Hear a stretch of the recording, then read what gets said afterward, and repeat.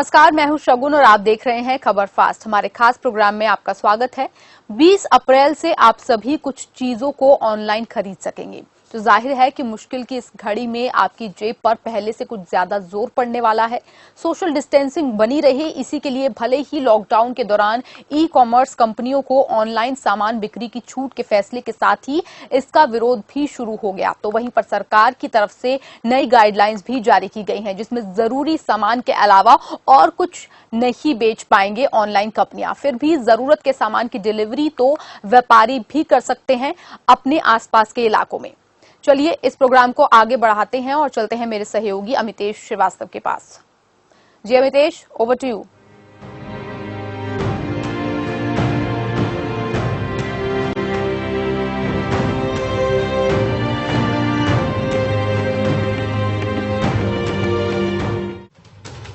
व्यापारी एक ऐसा वर्ग जिनकी बदौलत देश की जनता को उनकी हर जरूरत का सामान मिल पाता है।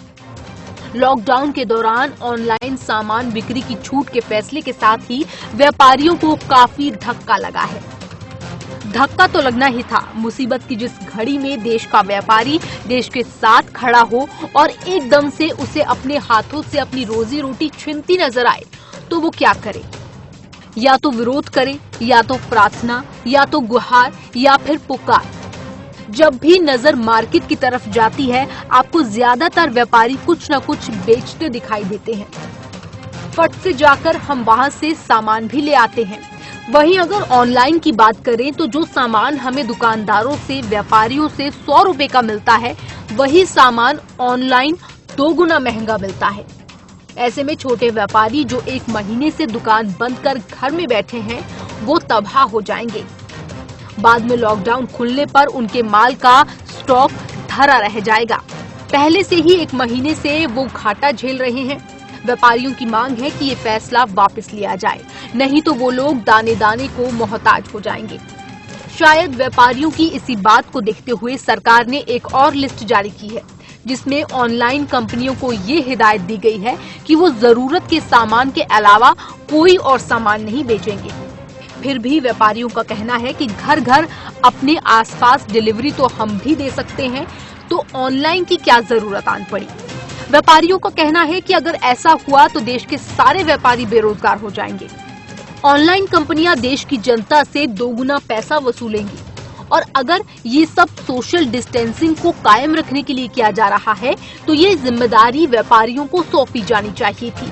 और क्या गारंटी है कि ऑनलाइन खरीदारी से कोरोना का खतरा नहीं होगा? दोबारा से जारी किए गए गाइडलाइन से पहले क्या कुछ कह रहे थे व्यापारी, चलिए सुनवाते हैं आपको। व्यापारियों में तो बहुत रोष है, क्योंकि हम एक तो सबसे बड़ी चीज है कि किराए की दुकान है। सरकार हमसे कहती है कि जो लेबर है उन्हें पैसा दो, उनका ख्याल रखो, लेकिन पैसा कहाँ से दे जब हमारे पास होगा? किराया भी दे, बिजली का बिल भी दे, और सरकार को भी फायदा दे। ऑनलाइन कंपनियों के लिए वो बोल रहे हैं कि ऑनलाइन कंपनियों के लिए बोल रहे हैं कि ऑनलाइन को वो देंगे, होम डिलीवरी कराएंगे। होम डिलीवरी तो हम भी कर सकते हैं ना भाई, लोकल के बंदे हैं, लोकल हमें सब जानते हैं, सही चीज सही रेट होगा। ऑनलाइन वाले क्या है, अभी ऑनलाइन का दिल्ली में भी हुआ है, वो ऑनलाइन ही तो कर रहे थे, जो तो वो तो कहीं से भी फैल सकता है, ऐसा नहीं है कि वो कहीं से नहीं फैल सकता। उसमें हम यही कहेंगे कि देखो, जो सरकार का फैसला है वो सराहनीय है, लेकिन जो ऑनलाइन बिजनेस कर रही है ना, तो सरकार चालू करनी चाह रही है, वो गलत कर रही है। क्योंकि इसमें छोटा व्यापारी सारा पिस जाएगा, दुकानदार सब बेकार हो जाएंगे। से दुकानदारों में एक बहुत बड़ी निराशा पहुंची है। सभी जगह से विरोध निकल के आ रहा है दुकानदारों में से। ये एकदम सच है कि व्यापारी वर्ग जमीन पर आ जाएगा। ज्यादातर छोटे दुकानदार भूखे मरने की कगार पर आ जाएंगे। आज दुख की इस घड़ी में व्यापारी भी देश के साथ खड़े हैं, न कि ऑनलाइन कंपनियां। सरकार ने इस बारे में सोचा कि फिर दोबारा जारी गाइडलाइंस में ये कहा गया है कि ऑनलाइन कंपनियां सिर्फ जरूरत का सामान ही बेचेंगी।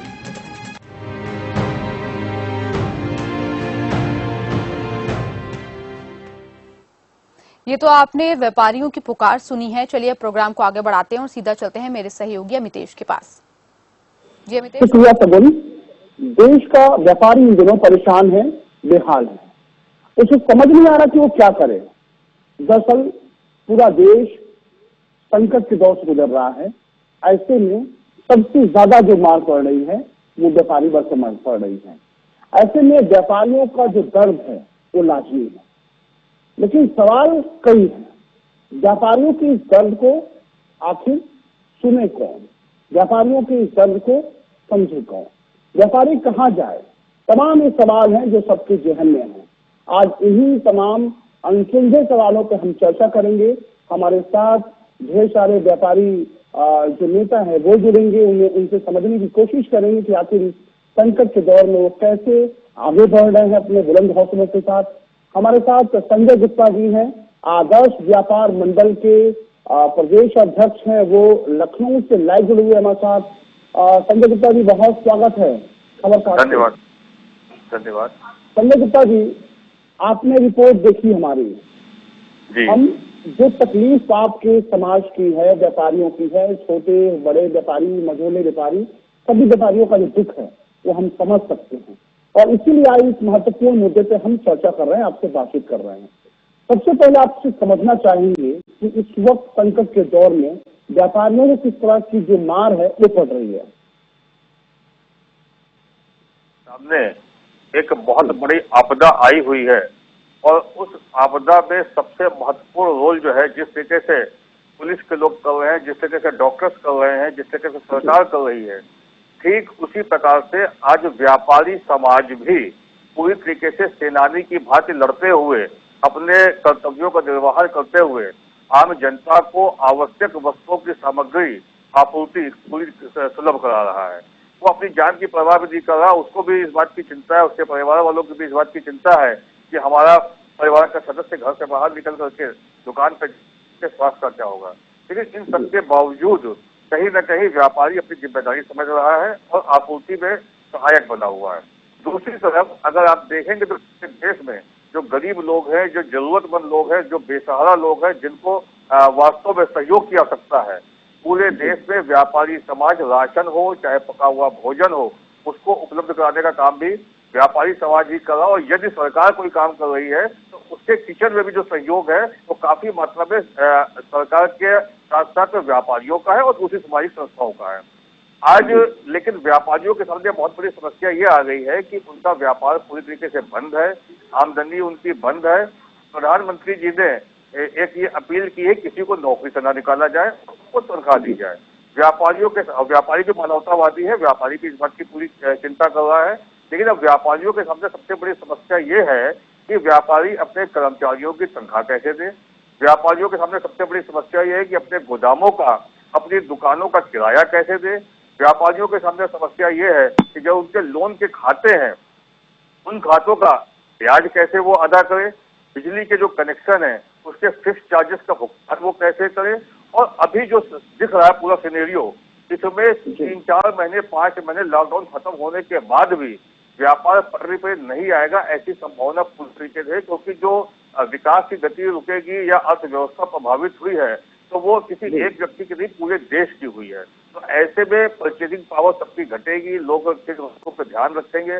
आपके चैनल के माध्यम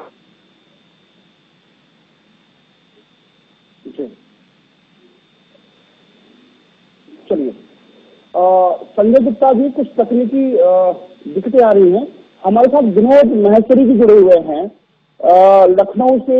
विनोद महेश्वरी जी हैं, फाउंडर हैं Smith India jewellers and federation के, वो फाउंडर हैं, महामंत्री भी हैं वो सराफा एसोसिएशन के। बहुत स्वागत है विनोद महेश्वरी जी खबर फास्ट पे आपका। जी विनोद जी, हमें मालूम चला कि आपकी तबीयत ठीक नहीं है, उसके बावजूद आपने अपना कीमती वक्त निकाला, इसके लिए बहुत शुक्रिया। धन्यवाद। विनोद महेश्वरी जी, क्योंकि आप सराफा व्यापारियों की अगुवाई करते हैं, जो वक्त इस वक्त देश में जो संकट चल रहा है उससे हम सब परिचित हैं, लेकिन एक बड़ा संकट व्यापारियों पर है। आप जैसे तमाम जो व्यापारी हैं, छोटे व्यापारी हैं, वो परेशान हैं। आपका जो दर्द है वो समझने की हम कोशिश कर रहे हैं। आप अपने कुछ अनुभव बताएं, किस तरह से आप इन दिनों मुसीबत के दौर से गुजर रहे हैं। देखिए, मध्यम वर्ग की व्यापारियों के साथ बड़ी दिक्कत है। और सरकार ने कभी भी मध्यम वर्गीयों पर ध्यान नहीं दिया। हमेशा उच्च वर्गीय और निम्न तबके पर ध्यान दिया गया।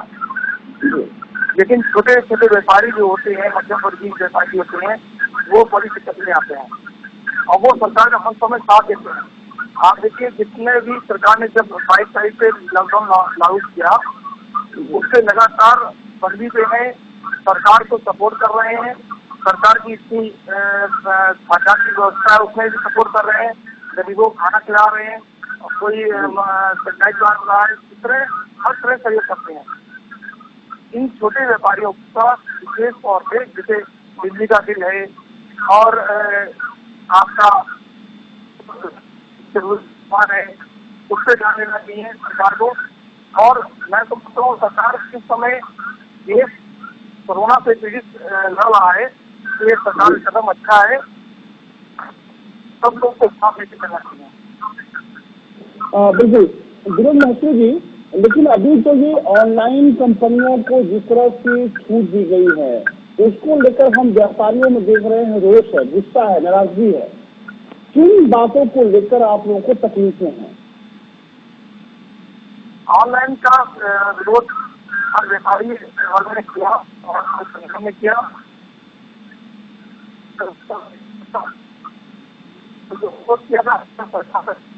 ऑनलाइन को सुविधा देती है तो सरकार को व्यापारी को भी सुविधा देना चाहिए।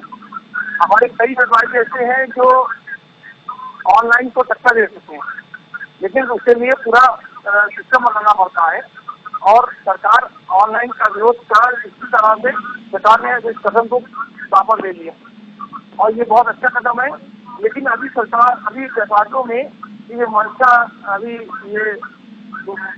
अभी बात पूरी तरह क्लियर नहीं हुई है कि सरकार ने ऑनलाइन को भी जो वापस किया, लेकिन जो कुछ चीजें ऐसी हैं जो छुपी हुई है, अभी सरकार उसको क्लियर नहीं कर पाई है और इसमें व्यापारियों में हल्का वल्का आशंका बनी हुई है कि सरकार इसमें कोई ऐसा कदम उठा सके जिससे व्यापारियों का अहित हो।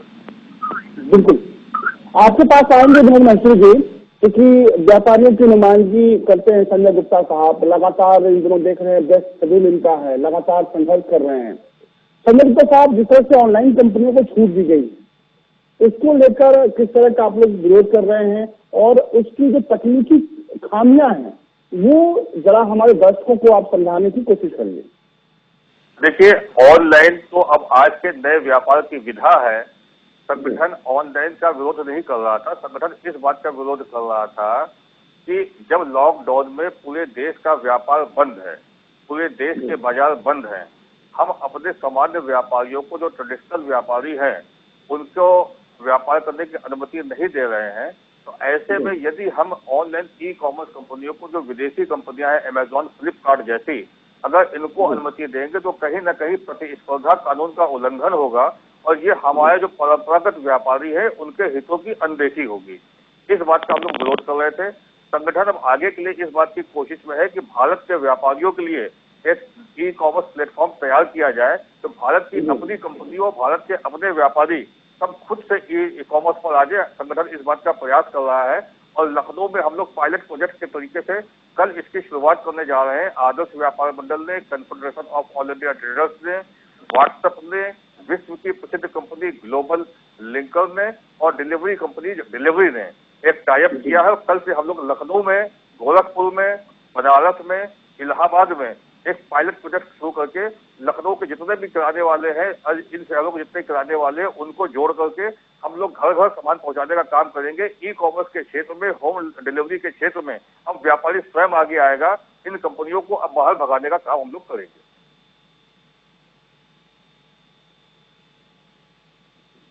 चलिए, संजय गुप्ता साहब आपके पास हम आएंगे। पंकज अरोड़ा जी हैं, राष्ट्रीय सचिव है कैट के, उनके पास चलते हैं और समझने की कोशिश करते हैं। पंकज अरोड़ा साहब, बहुत स्वागत है खबर फास्ट में आपका। नमस्कार सभी लोगों का, पूरे प्रदेशवासियों का, देशवासियों का, बाकी आपके मंच पे जो भी हमारे व्यापारी नेता बैठे हैं, हमारे संजय भैया, विनोद जी और मिश्रा जी, सभी को, आपको सभी को नमस्कार। पंकज अरोड़ा साहब, आपसे समझने की कोशिश कर रहे हैं, ये जो ऑनलाइन कंपनियों को जो सरकारें छूट दे रही हैं, एक तो ये समझने की कोशिश कर रहे हैं इसका कितना असर पड़ेगा। दूसरा एक सवाल हमारे जहन में ये उठ रहा है, अगर मैं कहीं गलत हूँ तो आप इसको करेक्ट करेंगे, कि जो जिस संकट से व्यापारी समाज गुजर रहा है, खासतौर पे वो चाहे गांव के व्यापारी हों, कस्बों के व्यापारी हों या शहर के व्यापारी हों, तो ऐसे दौर में उनके सामने बड़ी मुसीबत नहीं है क्या? और जिस तरह की छूट जरूरी सामानों को सप्लाई करने की बात कही जा रही है ऑनलाइन कंपनियों को, तो ऐसे में छोटे दुकानदार, छोटे व्यापारी कहीं ना कहीं सड़क पे आ जाएंगे, कहीं ना कहीं बेरोजगार हो जाएंगे। ऐसी कंडीशन आपको नजर आ रही है क्या? नहीं, देखिए, ये समस्या तो एक्चुअल में क्या, अभी देश के अंदर जो मेन संकट था वो संकट था फूड एंड सप्लाई। हमारे देश की जनता को फूड पूरा पहुंचना चाहिए किसी भी कीमत पे। तो सरकार का जो मेन उद्देश्य था वो था सामान पहुंचे, जिसमें हम सभी लोग पूरा सहयोग कर रहे थे, कहीं पे भी खाने पीने की कमी ना हो। तो एक्चुअल में क्या हुआ कि उस समय, आज से जो 20-25 दिन की स्ट्राइक चली है, आपके लॉकडाउन चला, इस दौरान क्या हुआ कि ई कॉमर्स कंपनियों ने अपने हाथ खड़े कर दिए थे सेवाएं देने के लिए। हेलो हेलो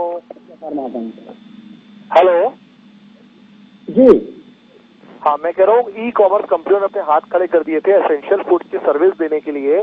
तो हमारे देश भर के छोटे किराना व्यापारियों ने अपनी पूरी राष्ट्र को सेवा दी।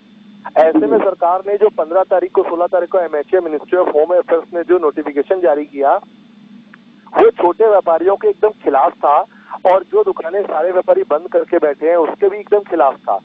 तो ये लोगों को ठीक नहीं लगा कि जिन लोगों का सीजनल व्यापार है, जैसे कूलर AC वालों का, उन सबके काम में दिक्कत आ गई। सभी लोग, जब पूरा देश के व्यापारी समाज, छोटा व्यापारी देश के साथ है, तो ऐसे में सरकार ने एक गलत कदम उठाया था, जिसका विरोध पूरे देश भर के व्यापारियों ने किया। उसका फल आज आ गया, जो बहुत पॉजिटिव आया। अब रही बात कि सरकार ने ई कॉमर्स को लेकर एसेंशियल फूड को परमिशन क्यों दी। ठीक है, आज के दौर में क्या है, आपको मालूम हो, 11-12 तरीके की अपने उत्तर प्रदेश में फैक्ट्री चालू करने का ऑर्डर सरकार ने दिया है। उसका देने का कारण भी जो था, क्योंकि लेबर हर तरफ भागने की कोशिश कर रही थी, और इंडस्ट्री वालों का कहना ये था कि साहब, अगर लगा भाई लेबर अगर एक बार गांव चली गई तो वो 2-3 महीने तक दोबारा लौट के नहीं आएगी, और सारी इंडस्ट्री हमारी ठप हो जाएंगी। तो सरकार ने उस संकट को टालने, जैसे मैं आपको बता दूं, संजय भैया हमारे जो बैठे हैं, संजय भैया यूपी के लखनऊ से नोडल ऑफिसर है। सेंट्रल गवर्नमेंट से कॉमर्स मिनिस्ट्री का पर डे फोन आता है लोकल समस्याओं को जानने के लिए। तो ऐसे में सभी जगह समस्या गई थी कि लेबर की प्रॉब्लम लगातार आ रही थी। तो सरकार ने उस लेबर को कंट्रोल करने के लिए फैक्ट्रियों को खोलने की परमिशन दी। अब परमिशन में क्या हुआ, 50% लेबर को इनवाइट किया गया काम करने के लिए सोशल डिस्टेंस के हिसाब से। अब वो 50% लेबर को रखने को भी कहा गया अपने फैक्ट्री में, उसको मैनेज करने को। अब उन लोगों को साधन कैसे उपलब्ध होंगे? अगर बाजार खोल दिया जाता तो उसमें बाजारों में भीड़ हो जाती है, तो उनकी जो लेबर रहेगी उसके लिए बाल्टी, मग्गा, तमाम अन्य चीजें जो रोज की जरूरत वाली होती हैं, वो उन्हें चाहिए थी। तो सरकार ने उसका ऑप्शन पहले ई कॉमर्स खोल दिया ताकि उनको सारा सामान उपलब्ध हो जाए। लेकिन देश भर के व्यापारियों के विरोध की वजह से एसेंशियल प्रोडक्ट ही केवल खोला गया, क्योंकि वो एक आम सप्लाई की बात है। वो मतलब व्यापार को ना देख के केवल हर जगह खाने का प्रोडक्ट पहुंच जाए, ये उद्देश्य है। और बाकी सरकार ने किसी प्रकार के ऑनलाइन को बंद नहीं किया है। ये केवल 3 मई तक का नोटिफिकेशन है, या जब तक लॉकडाउन चलेगा तब तक वो केवल एसेंशियल फूड बेचेंगे, एसेंशियल सामान बेच पाएंगे, बाकी कुछ नहीं। चलिए, आपके इन्हीं जो आपने बात कही है वो उस पर हम विनोद महसूर के पास चलते हैं। विनोद महसूर जी, आपने संजय अरोड़ा को सुना, आप कुछ कहना चाह रहे हैं? मैं कहना चाह रहा हूँ, जैसे अभी हमारे टोलीलैंड में कुछ कंपनियां ऑनलाइन काम कर रही हैं, तो सरकार को बंद करा देना चाहिए, क्योंकि सारे हिंदुस्तान के दुकानदार दुकानें बंद किए हुए हैं, लेकिन कुछ ऑनलाइन क्या काम कर रही हैं, तो भी बंद करा देना चाहिए। सरकार पूरी सके की ऑनलाइन काम कर रही है, और क्लियर कर देना चाहिए। ऐसा है कि कुछ चीजें जो है अभी चालू हो, जैसे हमें घर उसमें दिखा कि कुछ चीजें जरूरत की सामान को लागू किया गया, मतलब उसको ऑनलाइन बंद किया गया, लेकिन अभी जरूरत का जो दुकानों बिकता है, तो खाने की चीजें ही जो जरूरत की चीजें, दाल, चावल और आटा और दूध, दही, इस तरह ही करें। और दूसरी पिज्जा, बर्गर, स्विगी का भी आज मैसेज आया था ऑनलाइन काम कर दूंगा। सारे रेस्टोरेंट बंद है, सारे लेडीज के दुकानदार है जो लगाते हैं वो सब बंद है और ये सब्सिडी जैसी संस्थाएं चल रही है। चलिए बिल्कुल ठीक है, बहुत सिखाया और हर चीज उपलब्ध है और व्यक्ति इसमें सहयोग कर सकता है और गवर्नमेंट को सहयोग दे सकता है। चलिए संजय गुप्ता जी के पास चलते हैं। संजय गुप्ता साहब, क्योंकि आप बहुत करीब से तमाम व्यापारी, चाहे वो छोटे हों, मझोले हों, बड़े व्यापारी हों, उनसे मिलते रहते हैं, उनकी तकलीफों को समझते रहते हैं। मौजूदा जो स्थिति है वह ऐसी स्थिति में व्यापारी समाज, व्यापारी वर्ग को कहाँ देखते हैं आप? देखिए, व्यापारी इस समय बहुत संकट में है। नोटबंदी और जीएसटी के बाद वैसे ही व्यापारी परेशान था, लेकिन इस वैश्विक आपदा में, इस राष्ट्रीय आपदा में जो ये लॉकडाउन हुआ है, इससे व्यापारी और परेशान हो गया है। एक तरफ आमदनी नहीं है, दूसरी तरफ खर्चे बढ़े हुए हैं या खर्चे सामने दिख रहे हैं। हमारे सामने राष्ट्र सेवा भी है, हमारे सामने मानवता भी है, हमारे सामने अपने घर के खर्चों को चलाने की भी जिम्मेदारी है और हमारे सामने एक सकारात्मक भूमिका समाज में निभाने की भी जिम्मेदारी है। ऐसे में व्यापारी बहुत उज्ज्वलित है, बहुत परेशान है। व्यापारी समाज इस समय सरकार की ओर, विशेष रूप से केंद्र सरकार की ओर एक राहत पैकेज की निगाह रखे हुए एक मांग रखता है कि व्यापारी, जिससे कि सरकार ने सभी वर्गों का ध्यान रखा है, इसी तरीके सरकार को इस आपदा के समय देश की अर्थव्यवस्था को मजबूत करने के उद्देश्य से व्यापारियों को मजबूत करना अति आवश्यक है। क्योंकि यदि व्यापारी मजबूत नहीं होगा तो आप ये जान के चलिए कि 3 महीने बाद लॉकडाउन जब खुलेगा, या 2 महीने बाद जब भी खुलेगा, अगर इसकी अवधि नहीं बढ़ती है तो उसके सामने फिर बहुत बड़ी समस्या आएगी कर्मचारियों की छटनी की। और अगर व्यापारी अपने कर्मचारियों की छटनी करेगा, हम लोग बात करते हैं 7 करोड़ व्यापारियों की, अगर हम ये मान के चले कि हमने एक एक व्यापारी की भी छटनी की तो देश में 7 करोड़ लोग बेरोजगार हो जाएंगे। तो वो लोग बेरोजगार ना होने पाए, इसलिए सरकार को चाहिए कि व्यापारियों को ताकत पूरी तरीके से दे दे ताकि व्यापारियों का व्यापार रहे और देश की अर्थव्यवस्था को पुनः मजबूत बनाने के लिए, पुनः और सुदृढ़ करने के लिए व्यापार, उद्योग और किसान, इन 3 चीजों का सरकार को ध्यान रखना होगा, तभी जाकर के चीजें आगे और बढ़िया होंगी। अभी तो ये जो समय है ये आपदा का समय है, सभी लोग कंधे से कंधा मिलाकर चल रहे हैं। हम लोग ऐसी कोई भी परिस्थिति का निर्माण नहीं करना चाहते जिससे किसी को कोई परेशानी हो, लेकिन सरकार को व्यापारियों की चिंता करनी चाहिए। आज हम आपके चैनल के माध्यम से पुनः देश के रक्षा मंत्री जी का साधुवाद करते हैं, धन्यवाद करते हैं कि उन्होंने देश के 7 करोड़ व्यापारियों की चिंता की और प्रधानमंत्री जी से, गृह मंत्री जी से और वाणिज्य मंत्री जी से बातचीत करके, वार्ता करके व्यापारियों की एक बड़ी समस्या, जो एक निराशा आ गई थी व्यापारियों में कि एक तरफ हम समाज की सेवा कर रहे हैं, दूसरी तरफ सरकार हमारी चिंता न करके ऑनलाइन कंपनियों की चिंता कर रही है। ये सारे विषयों को आज सरकार ने गंभीरता से लिया है। इसी प्रकार से आगे सरकार जल्दी ही, वित्त मंत्री जी से हम लोगों की ये मांग है कि व्यापारियों के लिए राहत का पैकेज लेकर के आए, जिसमें कम से कम इतना हो जाए कि व्यापारियों को 3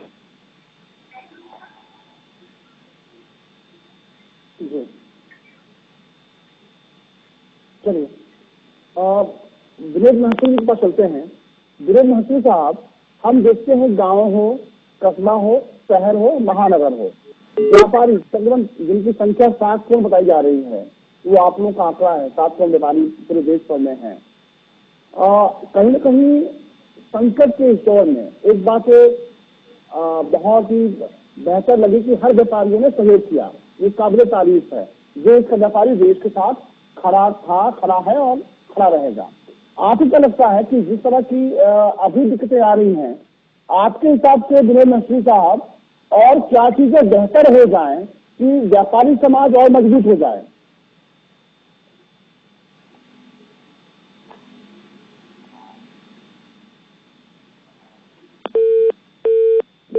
विनोद महतो साहब, आवाज आपको आ रही है मेरी?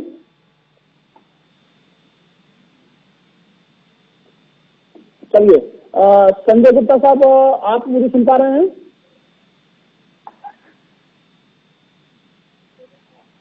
हेलो संजय गुप्ता साहब, मेरी आवाज आपको आ रही है? बिल्कुल। तो इस वक्त देश के जो व्यापारी हैं वो परेशान हैं, बेहाल हैं, और सरकार से अपनी जो बात है वो कह रहे हैं, गुहार लगा रहे हैं, पुकार रहे हैं कि ऐसे दौर में जब देश का व्यापारी इस संकट के दौर में देश के साथ खड़ा है तो जो उसकी दिक्कतें हैं उन दिक्कतों पर भी सरकार गौर करे। संजय गुप्ता साहब, आप मुझे सुन पा रहे हैं? चलिए, तकनीकी दिक्कतें सामने आ रही हैं, लेकिन एक बात तो तय है, तमाम हमने तस्वीरों को देखा, व्यापारी नेताओं से समझने की कोशिश की। ऐसे वक्त में जब पूरा देश कोरोना जैसे संकट से, महामारी से गुजर रहा है, व्यापारियों की भूमिका बहुत महत्वपूर्ण हो जाती है। और आज जो व्यापारी है देश का, वो उम्मीद भरी निगाहों से अपने रहनुमा यानी कि सरकार की तरफ बहुत उम्मीदों के साथ देख रहा है और इससे उम्मीद है कि जल्द ही जो छोटी मोटी जो दिक्कतें हैं व्यापारी समाज की, वो दुरुस्त होंगी। देश की ताजा तरीन और बड़ी खबरों के लिए चलते हैं दिल्ली स्टूडियो सदन के पास।